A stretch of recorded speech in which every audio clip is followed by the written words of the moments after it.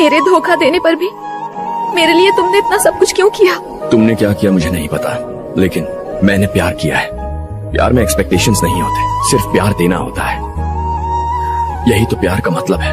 अगर सच में प्यार देना जानते हो तो आई हेट यू क्यों कहा? जब प्यार जाहिर किया तब भरोसा नहीं किया। आई हेट यू कहा तो भरोसा कर लिया।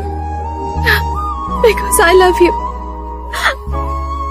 I love you.